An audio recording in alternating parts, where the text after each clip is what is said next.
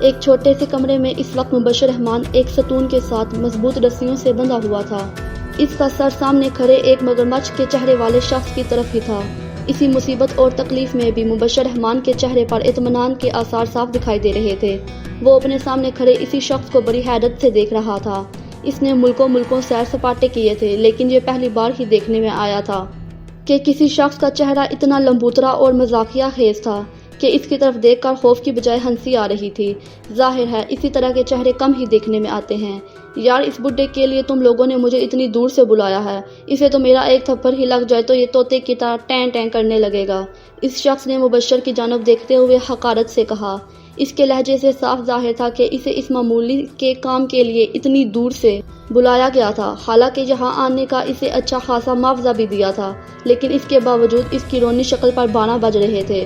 دیکھو، تمہیں جس کام کے لیے بلایا گیا ہے تم بس وہ کرو، باقی ادھر ادھر کی باتوں پر توجہ دینے کی ضرورت نہیں ہے۔ ویسے بھی ہم تمہاری بکواس سننے کے لیے اس وقت یہاں موجود نہیں ہیں، اس لیے اپنا کام کرو اور جتنی جلدی ہو سکے یہاں سے دفع ہو جاؤ۔ ایک جانب کھڑے ایک لمبے ترنگے حبشی نما انسان نے اسے ڈانٹتے ہوئے کہا۔ اس کے لہجے سے صاف ظاہر تھا کہ اسے اس کا غرور پسند نہیں آیا، اور اس کے جواب میں اس نے بھی فوری اپنی براس نکال کر اس سے بدلہ لے لیا۔ اوکے، غصہ کیوں کرتے ہو؟ میں نے کون سا تمہارے دم پر پاؤں رکھ دیا ہے جو اتنا تلملا رہے ہو؟ اسی مگرمچھ کے چہرے والے شخص نے منہ بناتے ہوئے کہا، اور اس کے ساتھ ہی اس نے ایک اور شخص کو اشارہ کیا کہ وہ مبشر رحمان کو ستون سے کھول کر ایک جانب رکھی کرسی پر بٹھا کر باندھ دے۔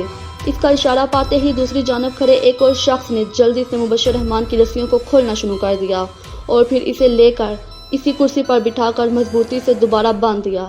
اس کے بندھتے ہی وہی شخص ہاتھ میں ایک پتلی سی تانبے کی تار ہاتھ میں لیے اس کی جانب بڑھا اور پھر مبشر کے پیچھے پہنچ کر رک گیا اور ہاتھ میں پکڑی اس تار کو اس کے ماتھے پر گولائی میں لپیٹ کر دوسرے ہاتھ سے ایک پلاس نما آلہ کی مدد سے اسی مضبوطی سے بل دینا شروع کر دیے۔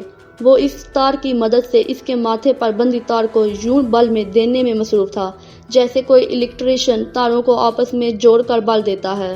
جیسے جیسے رسی کا دائرہ اس کے ماتھے کے گرد تنگ ہونے لگا، ویسے ویسے مبشر کے چہرے پر تکلیف کے آثار ابھرتے دکھائی دینے لگے، اور پھر تکلیف اس قدر بڑھ گئی کہ اس کے منہ سے چیخیں نکلنے لگی۔ اف خدایا! ایک زندہ شخص کو اس قدر تکلیف دی جا رہی تھی کہ اچانک ایک ایسی آواز سنائی دی جیسے اس کے ماتھے کے سامنے والی ہڈی چٹک گئی ہو، اور دوسرے لمحے مبشر کے منہ سے یوں چیخیں نکلنے لگی جیسے کوئی بکرا ذبح کر رہا ہو۔ ہڈی چٹکنے سے اس کے ماتھے پر جو کریک بن گیا تھا اس میں سے خون کی پتلی سی لکیر باہر نکلنے لگی تھی، اور تکلیف اس قدر بڑھنے سے مبشر ادھر ادھر سر پٹکنے لگا اور پھر یکدم بے ہوش ہو گیا۔ اس کا سر ایک جانب ڈھلک گیا تھا۔ چلو، یہ بڈھا تو 100 میں سے 1% بھی تکلیف برداشت نہیں کر سکا اور اپنے تئیں ہرکولیس بنا ہوا تھا۔ اب میں دیکھتا ہوں کہ یہ فائل پر کیسے نہیں دستخط کرتا۔ ابھی تو میں نے صرف پہلا پلان ہی آزمایا تھا کہ یہ بڈھا فوراً بے ہوش بھی ہو گیا۔ اسی مگرمچھ کے منہ والے نے ساتھ کھڑے دیگر ساتھیوں کی جانب دیکھتے ہوئے کہا۔ اس کا لہجہ یوں تھا جیسے اسے مبشر کے جلدی بے ہوش ہو جانے کی وجہ سے بہت دکھ پہنچا ہو۔ صحیح کہا تم نے، ہماری لاکھ کوششوں کے باوجود یہ ٹھس سے مس نہیں ہوا تھا، لیکن تمہارے ایک حربے سے ہی رونے لگا۔ ساتھ کھڑے ایک شخص نے اس کی بات کی تائید کرتے ہوئے کہا۔ اب ہم کیا کریں؟ اب اس شخص کے دوبارہ ہوش میں آنے کا انتظار کریں یا باس کو جا کر اطلاع کریں؟ دوسرے شخص نے اس کی طرف دیکھتے ہوئے کہا۔ ظاہر ہے اب یا تو اسے مار پیٹ کر دوبارہ ہوش میں لایا جائے یا پھر دوبارہ رات کو کارروائی کی جائے اور اس وقت کچھ کھا پی لیا جائے تاکہ رات کو اس پر تشدد کرنے میں مزہ آئے، اسی مگرمچھ کے منہ والے شخص نے تھکے تھکے لہجے میں کہا، کیونکہ وہ یہاں جیسے ہی پہنچا تھا اسے فوراً اس حال میں پہنچا دیا گیا تھا۔ وہ بھی باس کی وجہ سے چپ چاپ اپنے کام پر لگ گیا تھا۔ اب مبشر کے بے ہوش ہونے کی وجہ سے اسے موقع مل گیا تھا کہ وہ کچھ کھا پی کر رات تک آرام کر سکے۔ باقی بڈھے میں کتنی برداشت ہے یہ تو اسے پتہ چل ہی چکا تھا، اس لیے اسے تسلی ہو چکی تھی کہ یہ معاملہ وہ چند منٹوں میں ہی نپٹا لے گا، اور باقی اب تو وہ یہی سوچ رہا تھا کہ یہ پروجیکٹ تو اسے سب سے زیادہ آسان لگ رہا تھا۔ اس کی بات سن کر دوسروں نے بھی سر ہلایا اور پھر اپنے ساتھ لیے ایک جانب دروازے کی جانب بڑھ گئے۔ ڈکٹا فون کی وجہ سے شرجیل کو کافی مدد مل چکی تھی، چونکہ ابھی حتمی طور پر اس بات کی تصدیق کرنا باقی تھا کہ آیا وہ لوگ اس نے بتائی ہوئی لوکیشن پر موجود بھی ہیں یا کہیں اور چلے گئے ہیں۔ اس لیے پہلے وہ خود اچھی طرح تسلی کر لینا چاہتا تھا تاکہ بعد میں اسے پولیس کے سامنے کوئی شرمندگی نہ اٹھانا پڑے۔ اس لیے وہ گوگل میپ کی مدد سے اسی جانب اپنی گاڑی دوڑانے لگا۔ چونکہ میٹل سڑک تھی اس لیے اس پر ٹریفک بھی نہ ہونے کے برابر تھی۔ کبھی کبھار کوئی موٹر بائک سوار اس کے سامنے سے گزر جاتا، ورنہ دور دور تک ویرانی ہی چھائی ہوئی تھی۔ یوں لگتا تھا جیسے ان مجرموں نے ایسی جگہ کا انتخاب اسی لیے کیا ہوگا تاکہ کسی کا وہاں زیادہ آنا جانا نہ ہونے کی وجہ سے انہیں پریشانی نہ اٹھانی پڑے۔ شرجیل چونکہ ایسے کاموں میں کافی مہارت رکھتا تھا، بلکہ اسے تو اب ایسے مجرموں کی نفسیات کا بھی بخوبی اندازہ ہو چکا تھا، اس لیے اسے پورا یقین تھا کہ وہ سب لوگ وہی موجود ہوں گے، اور انہیں تو مر کر بھی یقین نہ ہوگا کہ کسی کو ان کے اس خفیہ اڈے کا پتہ چل چکا ہے، اور وہ بھی ان کے ایک آدمی کی غفلت کی وجہ سے جو ڈکٹا فون اس کے کان سے نکل کر کار کے ساتھ ہی گر گیا تھا۔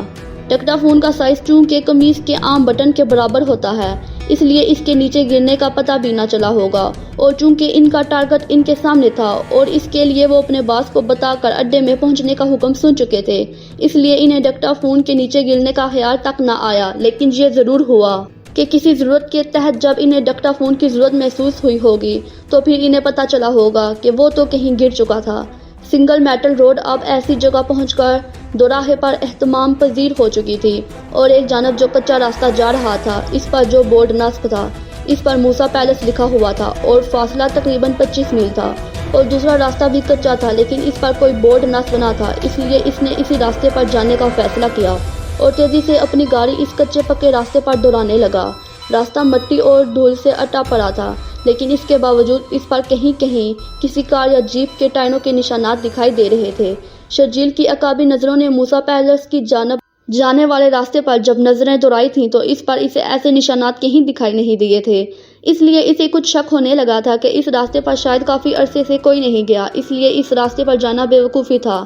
البتہ جس راستے پر وہ اس وقت جا رہا تھا اس پر اسے کافی ثبوت مل چکے تھے، اس لیے اسے پکا یقین ہو چکا تھا کہ مجرموں کا ٹھکانہ اسی طرف ہے۔ ویسے بھی گوگل میپ میں بھی اسی دوراہے پر آ کر جواب دے دیا تھا، اس لیے یہاں اسے اپنی ذہانت کا استعمال کرنا پڑا جو عموماً وہ ایسے موقعوں پر کئی بار کر چکا تھا۔ کافی فاصلہ طے کرنے کے بعد اسے دور ایک جنگل دکھائی دینے لگا تھا۔ اب اسے کچھ محتاط ہونے کی ضرورت تھی کیونکہ ہو سکتا تھا کہ مجرم وہاں کوئی ٹریپ لگائے بیٹھے ہوں۔ ظاہر ہے جب انہیں اس طرف کوئی گاڑی آتی دکھائی دے گی تو کیا وہ چپ کر کے بیٹھے رہیں گے، اس لیے اس نے گاڑی کو ایک محفوظ مقام پر کھڑا کر کے خود محتاط انداز میں جنگل کے اندر قدم رکھ دیے۔ چونکہ ابھی دن کا وقت تھا اس لیے اسے کوئی خاص ڈر نہیں لگ رہا تھا، ویسے بھی اس کے پاس 12 بور والا ریوالور تھا، اس لیے کسی بھی مصیبت میں وہ اس سے کام لے سکتا تھا، لیکن کچھ دیر تک